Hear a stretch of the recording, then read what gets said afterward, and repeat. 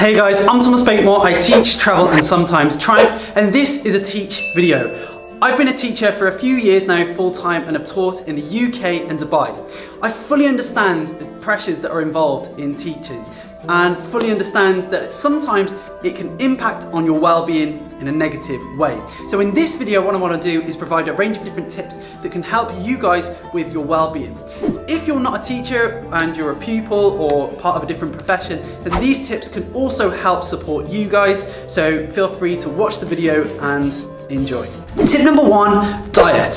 When your well-being starts to deteriorate, I fully understand how easy it is to pick up foods that you enjoy to make yourself feel a little bit better and because they're tasty. Things like chocolate, crisps, candy, if you're myself and love them, and biscuits are things that you can definitely pick up and enjoy. Comfort foods, if you like. This time last year, I was a year 6 teacher and I was writing my reports, and it would be quite a common sight for me to be writing my reports with a bag of jelly babies in the corner and just, before I know it, go through them.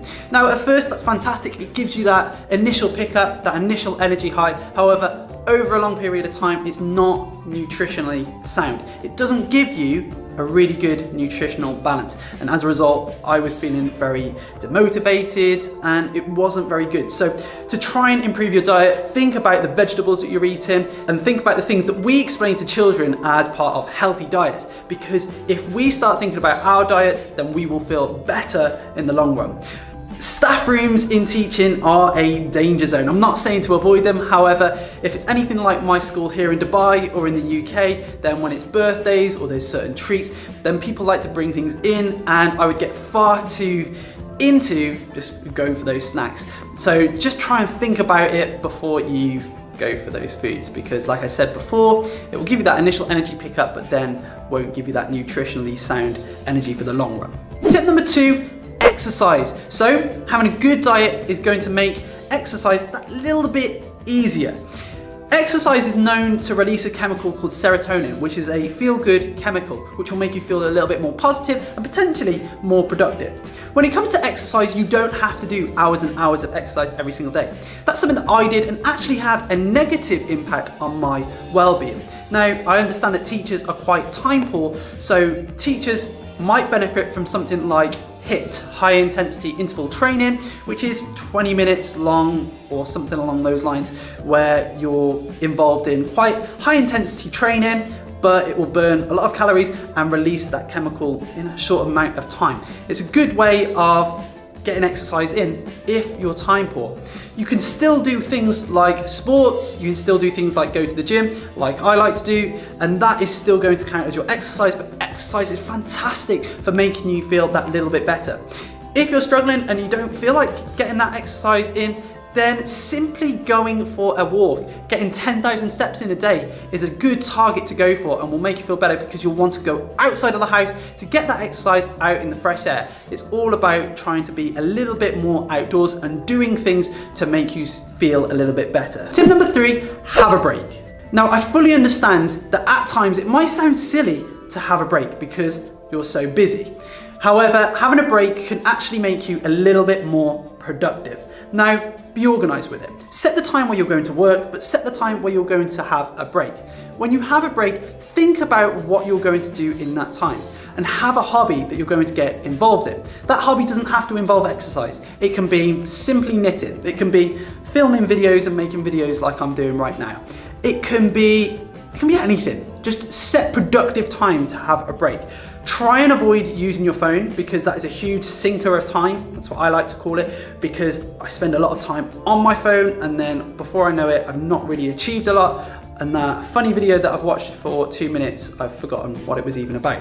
So try and avoid social media to some extent when you're trying to be productive and improve your well-being, because in some ways social media can actually have a detrimental effect to your well-being and your mental health as well. Tip number 4, prioritizing. This links really well onto having a break. There are times where you need to be selfish, where you need to think about your well-being and your thoughts more than what needs to happen in a week or so.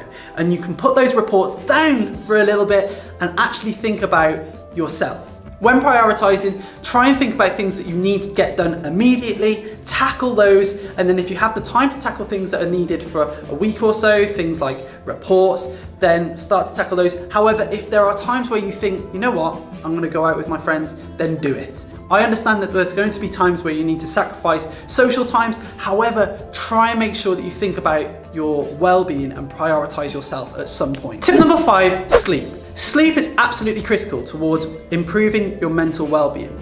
If you don't get enough sleep, then your well-being is going to deteriorate because you're not going to have the energy to be productive the next day, and if you're like me, you'll just be grouchy. Now, there's a range of different things that you can do to improve your sleeping patterns. One of those things is turning off phones late at night. I'm absolutely slating phones in this video. However, as a tool for well-being, they're not the best. Another thing you can do is try and play music. That's something that I try and do, play calming music. And I'll link a range of other tips down in the description below.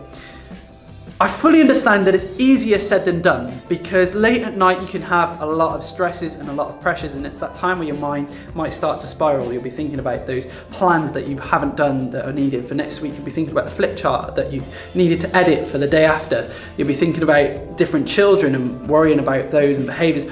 I get it, which is why I need to include this sort of bonus tip. Talk to people.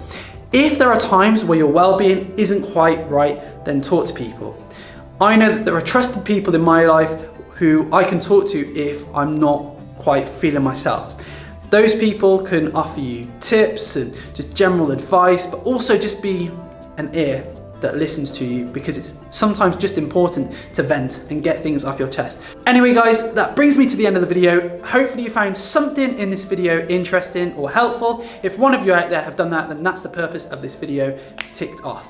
If you've enjoyed the video, make sure to smash the like button because it really helps the video out and helps grow the channel.